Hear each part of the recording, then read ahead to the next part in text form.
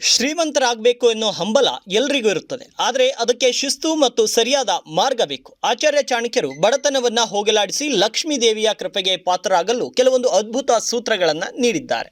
ಮೊದಲನೇದು ಪೂರ್ಣ ಶ್ರದ್ಧೆ. ಯಶಸ್ವಿಗೆ ಕಠಿಣ ಪರಿಶ್ರಮವೇ ಏಕೈಕ ದಾರಿ. ಮಾಡುವ ಕೆಲಸ ಸಣ್ಣದಿರಲಿ ಅಥವಾ ದೊಡ್ಡದಿರಲಿ, ಅದನ್ನ ಸಂಪೂರ್ಣ ಪ್ರಾಮಾಣಿಕತೆಯಿಂದ ಮಾಡಿದಾಗ ಮಾತ್ರ ಸಂಪತ್ತು ಒಲಿಯುತ್ತದೆ. ಎರಡನೇದು ಆಲೋಚಿಸಿ ನಿರ್ಧಾರವನ್ನ ತೆಗೆದುಕೊಳ್ಳಿ. ಅವಸರದ ನಿರ್ಧಾರ ಆಪತ್ತಿಗೆ ಕಾರಣ. ನಿಮ್ಮ ಭವಿಷ್ಯದ ಮೇಲೆ ಪರಿಣಾಮ ಬೀರುವ ವಿಷಯಗಳಲ್ಲಿ ಎಚ್ಚರಿಕೆಯಲ್ಲಿ. ಅನಾಗತ್ಯ ಖರ್ಚು ಮತ್ತು ಪದೇ ಪದೇ ಸಾಲ ಮಾಡುವುದು ಶ್ರೀಮಂತಿಕೆಗೆ ಅಡ್ಡಗಾಲ ಆಗಿದೆ.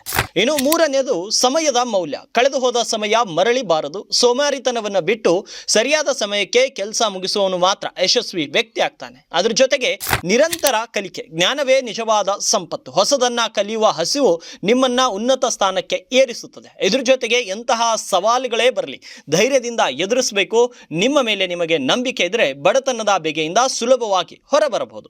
ಈ ಸಕಾರಾತ್ಮಕ ಬದಲಾವಣೆ ನಿಮ್ಮ ಜೀವನದಲ್ಲಿ ಅಳವಡಿಸಿಕೊಂಡ್ರೆ ಆರ್ಥಿಕ ಅಭಿವೃದ್ಧಿ ಖಂಡಿತ ಸಾಧ್ಯ. ಉತ್ತರ ಕರ್ನಾಟಕ ನ್ಯೂಸ್, ಇದು ಕನ್ನಡದ ಉಸಿರು.